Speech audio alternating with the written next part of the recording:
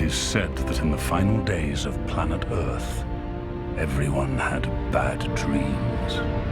Why does every single episode now open with a shot of Earth? Like, this is the third of the revival. This opening is honestly quite beautiful, though. All it is Wilfred Mott walking through the streets, meeting a strange woman in a church, and hearing a story about the Doctor. Then she just ups and leaves. But the thing is, Wilf is haunted by the Master in his dreams. I'm game. Let's do this.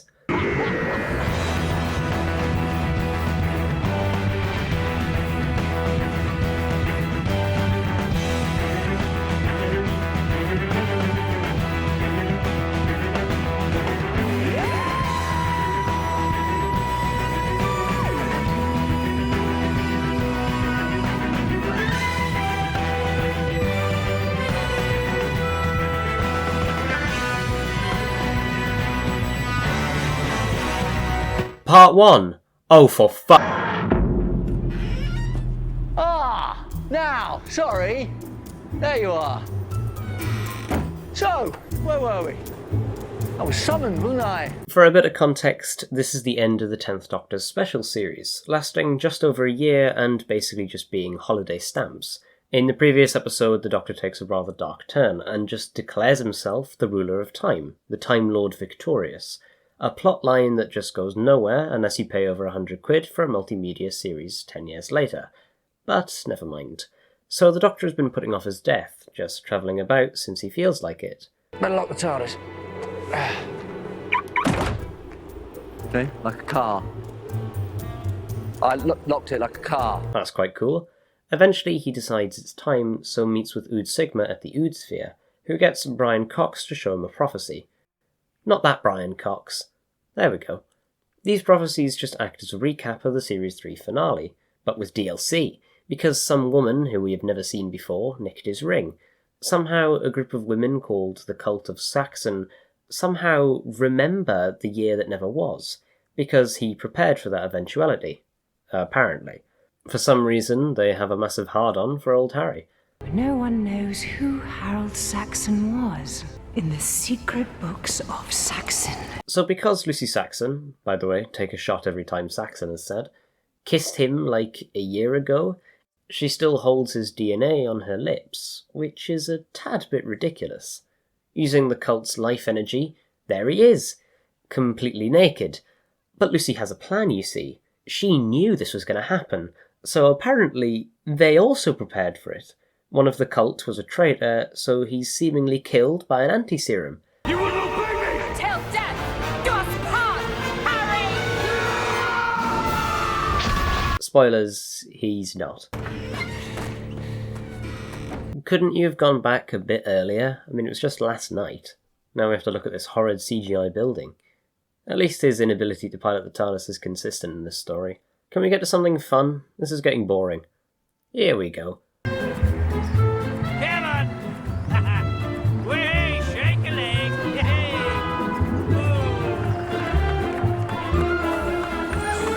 Wilfred Mott, everybody! Bernard Cribbins is an absolute gem. Wilf has assembled his network of oldies to try and find the Doctor, like Minnie the Menace, who lives up to her name when she sexually assaults him. Keep smiling.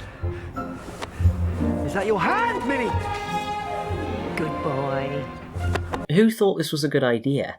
Different times, I guess. In the middle of a... what is this, a landfill? The Master is hungry. I am so hungry. God, he's mad.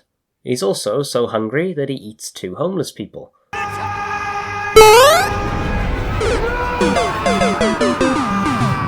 Sorry, but I had to. Because they're both Time Lords, the Doctor can sense him nearby, giving us a chase. Please, let me help! You're burning up your own life force! I've got stopped here a Cyclosaur. Out of my way! Did we do it? Yeah. Is that him? Oh, great. Chase over, I guess. Why are they taking a photo with this bloke? I get he's meant to be handsome, but what? With the two now alone, the Doctor drops an absolute bombshell. I'm going to die. Well, so am I one day. Don't you dare. All right, I'll try not to. But I was told he will knock 4 times.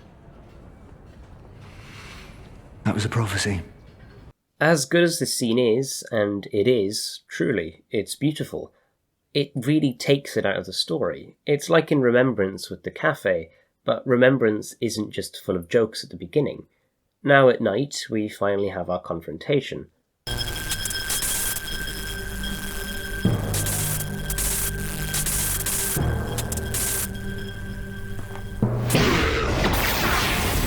Are you taking the mick? He can't even bloody aim it. Barely even works on the Doctor. Was it meant to kill him or what? If I'm being honest, this doesn't feel at all like the Master. The best comparison here is to Survival, a Master who is tainted and on the back foot. But in Survival, the Master still feels like he has power. Here all he does is rant about bloody food over and over again. What I do actually like is the sound of drums in his head, and when he finally gets his validation. He's not mad, the sound is just driving him mad. It's real. It's real. It's real! Lightning jump! In the middle of a speech, the Master gets drugged and taken away, as the Doctor is shot at. God, their aim is also bad. They just knock him out anyway, so what was the point of wasting the bullets? So, who kidnapped him? It was this guy, and his daughter, Joshua Naismith. Since he's a billionaire, he's managed to get a hold of an alien healing gate, one which could give his daughter immortality. Excuse me, sir, if I could check the basement, we're getting... Wait, isn't that the guy from Horrible Histories? All of you, see me in my office! Turns out he's a cactus. It's finally Christmas Day, and in the noble household, the Queen's speech is a bit bugged. Not her again. She tells Wilf that he has to take up arms, hopefully to save the Doctor's life. When the Doctor arrives, Wilf shows him the Naismith book Donna got him for Christmas. Maybe touching Donna's subconscious. Oh, she's still fighting for it even now. The Doctor Donna. Dad, what are you up to? You. Get out of here. Merry Christmas. Merry Christmas. But she can't see you. What if she remembers? Mom, where are those tweezers? Oh, God, yeah, me too. Come back here! Come back here, I said! Come back! Are you shouting at thin air? Yes. Okay, these moments are actually funny. Right, yes. Bigger on the inside. Do you like it? I thought it'd be cleaner. Cleaner? Turning up at the Naismith mansion, the Doctor sets the TARDIS a second out of sync. Just a second out of sync. Don't want the Master finding the TARDIS. That's the last thing we need. True. Inside, the Master is proving his genius. The man's a miracle. All the systems are slotting back into place. Don't try calling security or I'll tell them you're wearing a shimmer. Because I reckon anyone wearing a shimmer doesn't want the shimmer to be noticed, or they wouldn't need a shimmer in the first place. I'm sorry. What's a shimmer? Shimmer! The Master completes the gate and brings it fully operational. Didn't take him long at all. Being an actually intelligent man, Naismith ties the Master up, and instead of trusting him, has the gate checked. But the thing is with the gate is... It doesn't just mend one person at a time. That would be ridiculous. It mends whole planets. Uh-oh.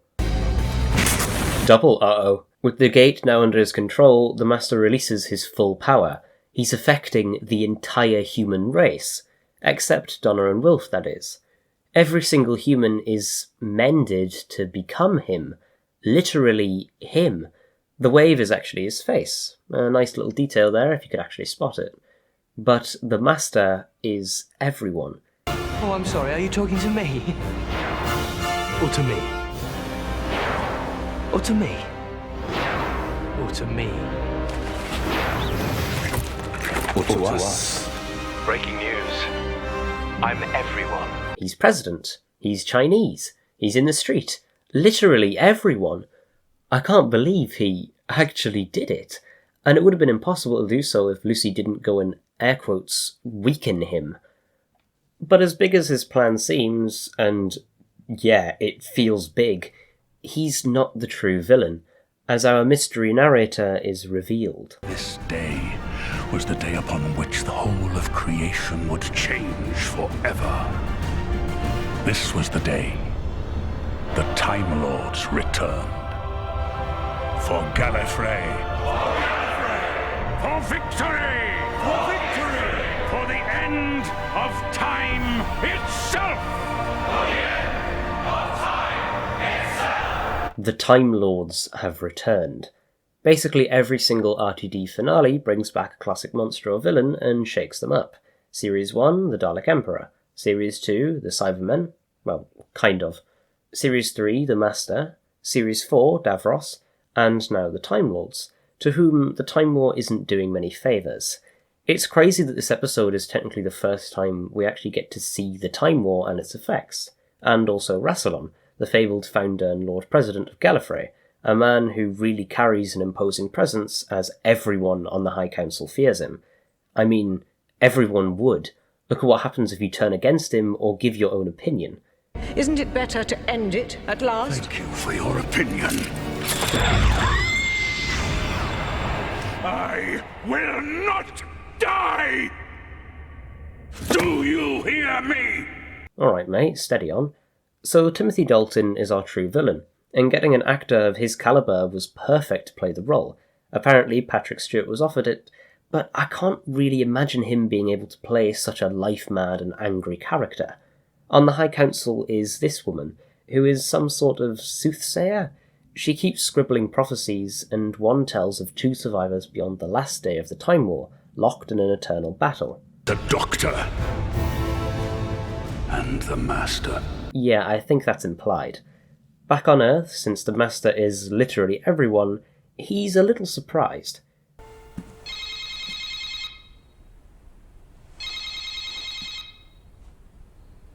But that's a mobile. Yeah, it's mine. Let me turn it off. No. I don't think you understand. Everybody on this planet is me. So Donna gets tracked down, but the Doctor left one final defense mechanism to protect her. Regeneration Blast. The cheeky bugger. Because you don't need to own the universe, just see it. To have the privilege of seeing the whole of time and space. That's ownership enough. Would it stop then? Noise in my head. I can help. Don't know what I'd be without that noise. Wonder what I'd be without you. The Doctor really seems to get through to the Master here. Usually he doesn't show such emotion, but he really does seem to get through, so much that we hear a bit more about the Master's backstory, expanding on what we know about Gallifrey. The drumbeat in his head, the heartbeat of a Time Lord, what drove him mad and basically turned him evil, all started when he was just 8 years old, like a baby to Time Lords. The worst part is that it was actually planted there by Rassilon. Why? Well, with it now existing in 6 billion heads, it can act as a more powerful link. But even with 6 billion brains, the Master is still incredibly thick. You've got 6 billion pairs of eyes, but you still can't see the obvious, can you? Like what? That guard is 1 inch too tall.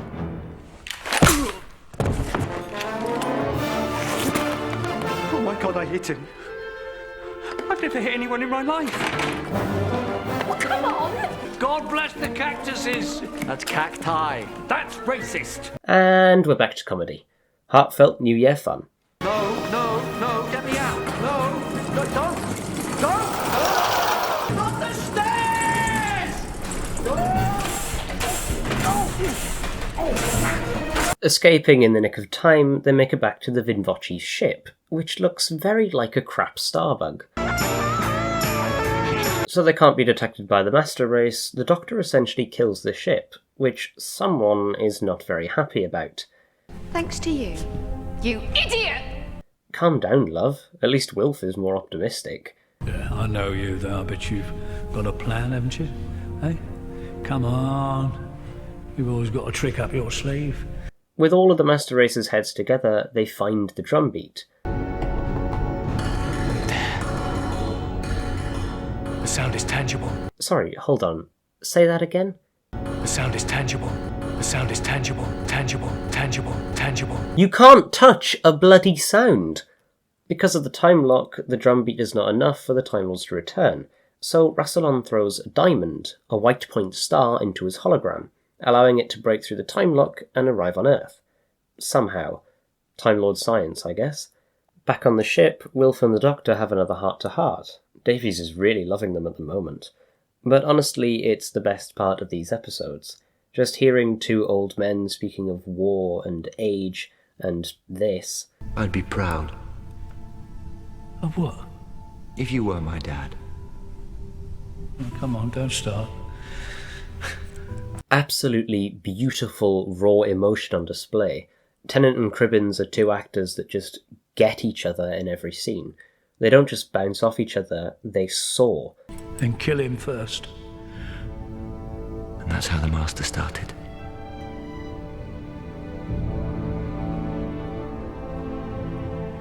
Even after all that, the Doctor doesn't take Wilf's gun, but one thing changes his mind. The Time Lords. Knowing what they had become by the end of the war, they cannot be allowed to return. After all, he killed every single one of them along with the Daleks for a reason. It was impossible to tell who was who. With contact established, the High Council votes on whether they should or not. I'll just let Rassilon explain it. Whether we die here today, or return to the waking world and complete the ultimate sanction.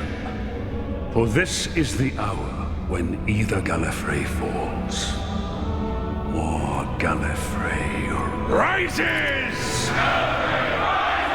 With no time to spare, the Doctor repairs the ship and wastes no time at all. Step away from the wheel! There's an old Earth saying, Captain. A phrase of great power and wisdom, and consolation to the soul in times of need. What's that then? Allons-y!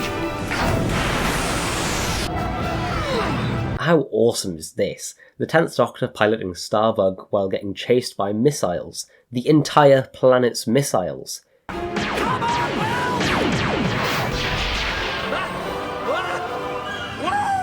Get in, Wilf! This just got a whole lot better.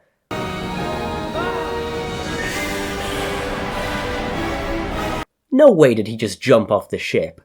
The Time Lords return as only two stood against them. And will stand as monument to their shame, like the weeping angels of old. Like the weeping angels of old. That's an interesting line. I'm sure they'll expand on it one day.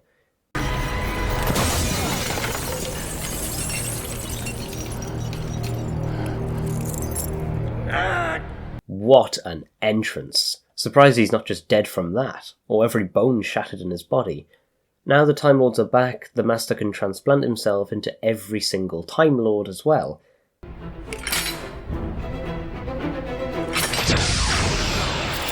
No,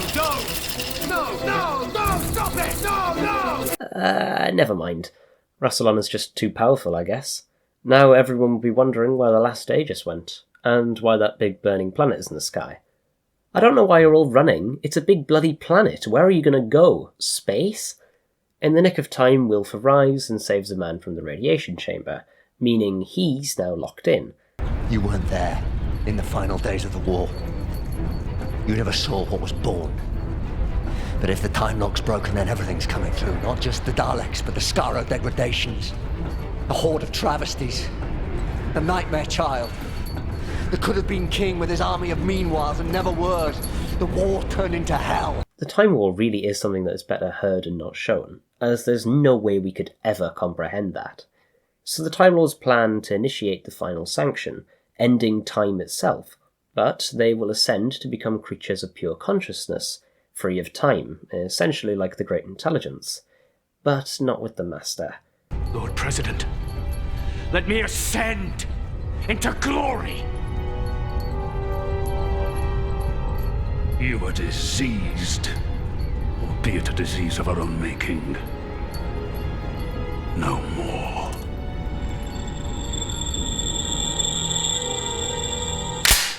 And so the tension heightens. He's to blame, not me! Who will the Doctor shoot? The Master or Rassilon? Exactly. It's not just me, it's him! He's the link! Kill him! The final act of your life is murder. But which one of us?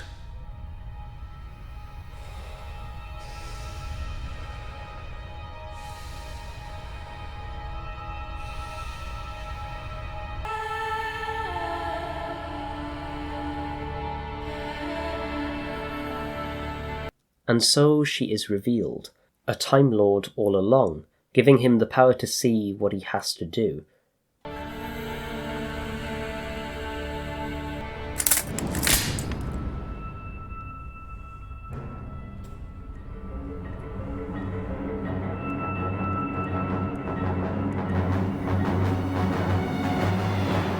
Get out of the way.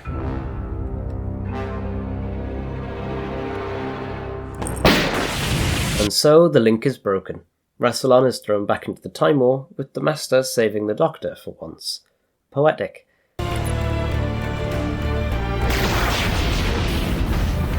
You did this to me!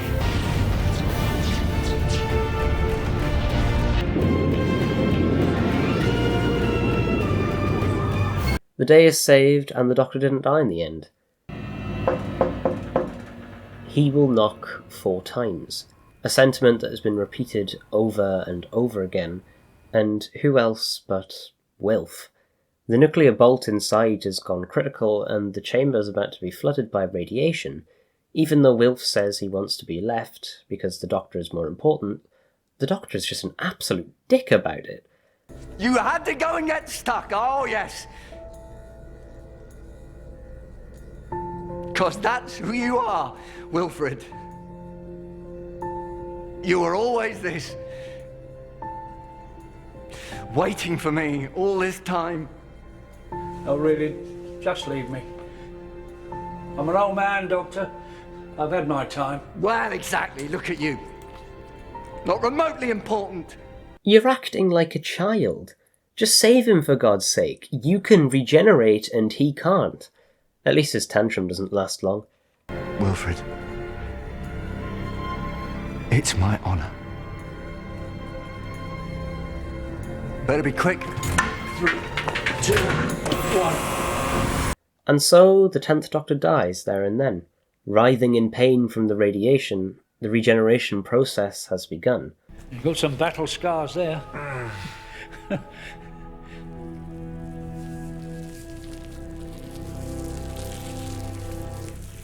But they... Your face...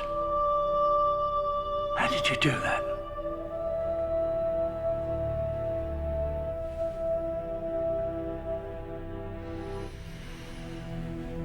It started.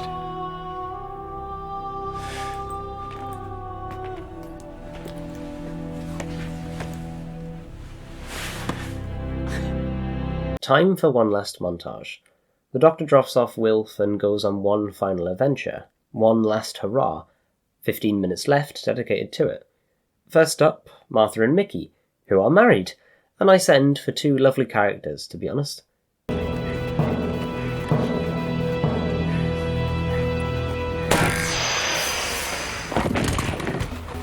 Always in the nick of time. No wave or anything, just one last favour. A thank you. Next is Luke Smith, who is crossing the road on his phone. It's you. You're... What? What is it? It's him. It's the Doctor.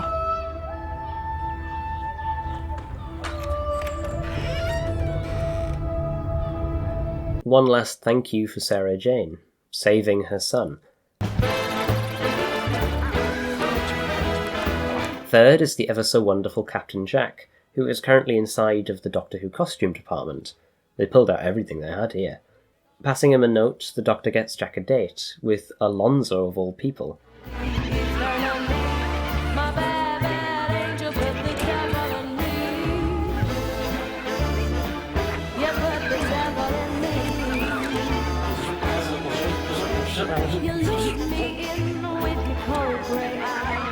So, Alonzo, going my way? How do you know my name? kind of psychic. Really? Yeah. It's not what I'm thinking right now? Oh, yeah.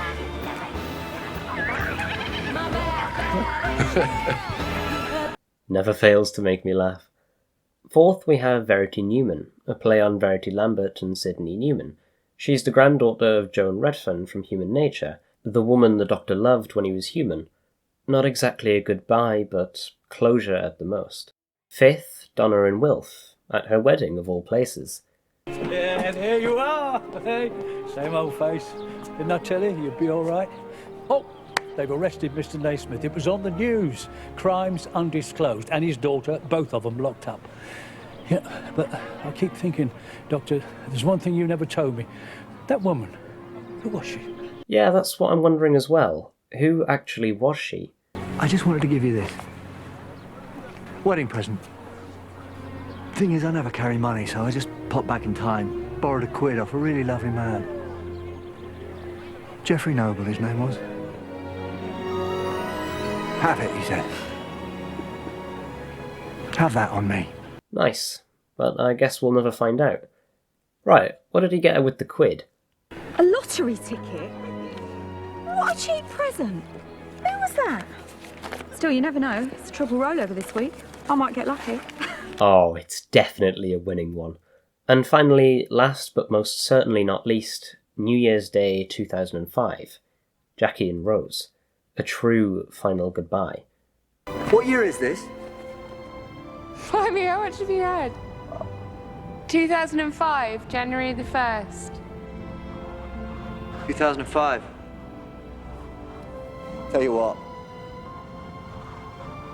I bet you're gonna have a really great year. Yeah? And that she will. But the Doctor's time has run out. He must change, giving us, in my opinion, the greatest of every single regeneration. The music, the direction, the acting, the effects, everything comes to its final fruition as this Doctor sets the TARDIS off and utters his final words.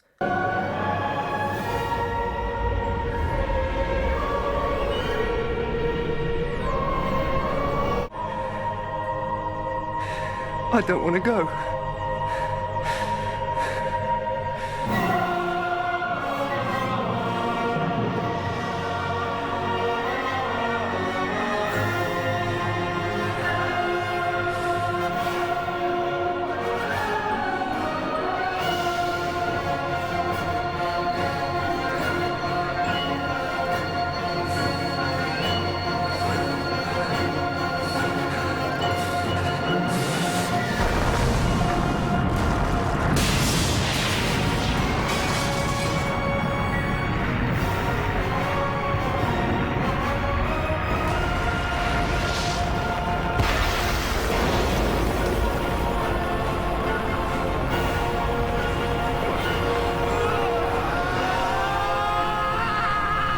And here he is, the 11th Doctor, everybody, Matt Smith, who is currently, he's Crashing!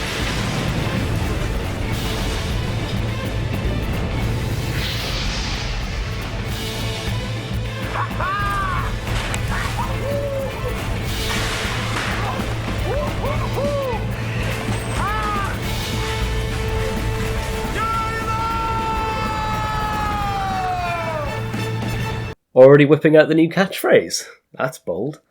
God, where do I begin? If you discount the Troughton era, the 10th Doctor's... No. The Davies Era is the most impactful period of time in the show's history. Not only did he bring the show back, but he cemented it in the minds of millions yet again. Nowadays, ask someone in the street who Doctor Who is. They'll say David Tennant, not just because he is Doctor Who again, but because of the impact and fame he had at the time. He is who people think of when you say Doctor Who. I'd say this is all down to how brilliant of a writer Russell is. I mean, even my mum can recognise that. She doesn't even like the show, but she loves what Russell did with it. He appealed to everyone, especially with the spin-offs. The Sarah Jane Adventures appealed to children, and Torchwood appealed to more mature audiences. And they did damn well at it. With the Sarah Jane Adventures only ending due to the death of Liz Sladen, and Torchwood just running its course. Spin-offs had been tried before, but Davies perfected them. He elevated the show to a level that it's not reached since, where Doctor Who was the most popular show when it was on. I mean, that might be a tad bit of an exaggeration, but the merchandise shows the power it had. Now there's just small sections in Forbidden Planet and B&M. I suppose it wasn't all Davies. Tennant was definitely a huge part. He was charismatic, young, he did brilliant PR for the show, and came across as a genuinely lovely fella. It is such a shame this episode does not reflect how incredible his era was. The tone shifts way too often and the runtime does feel a bit stretched, but only in the first part, which is weird because it's shorter than the second. As I've made very apparent, I don't like how it quickly goes from being comedic to serious and heartfelt, which is a shame, because both work really well on their own, just not together. There's also the Master. This does not feel like the same character that we've been partially journeying with throughout the classic series. He has all the insanity, but none of the devilish mastermind. I really want to like him. I get that he's meant to be on the back foot, but he's just not as good as he was in his first story, The Sound of Drums. And as for the Time Lords, they're not too bad actually. Rassilon shows his full power, and Timothy Dalton was the perfect actor to play him. His performance exceeds impressive, though I do question what this dark room is about. Do the Time Lords just have a black room they can stand in? And how did they blacken this whole lecture chamber thing? Anyway, I digress. Summing up the 10th Doctor's era is honestly so difficult, but I guess one way of putting it is sad. It's not just the 10th Doctor saying goodbye to his former companions, it's us, as we'll likely never see any of these characters again, with a few exceptions, as by 2009 Russell and Julie Gardner decided it was time to leave, so Tennant also decided not to stay on for Series 5. I think this episode, well, episodes, oddly do manage to perfectly end the era. It's funny, it's sad, and it's heartfelt at its core. What it does wrong, it makes up for with what it does right, but I still wouldn't consider it a good story. Also, Happy Doctor Who Day! This may also be the day that the 14th Doctor's first episode comes out, which means David Tennant is back! Yay! And you'll be getting 2 videos today! Yay! But it may not, as they haven't actually announced the date yet, so I might look like a complete muppet. Anyway, so, who's taking over? Stephen Moffat? Well, his episodes were incredible. I'm sure he'll do well, and with Matt Smith as the lead, nothing can go wrong. Right? We'll find out tomorrow, I guess. I'll see you then.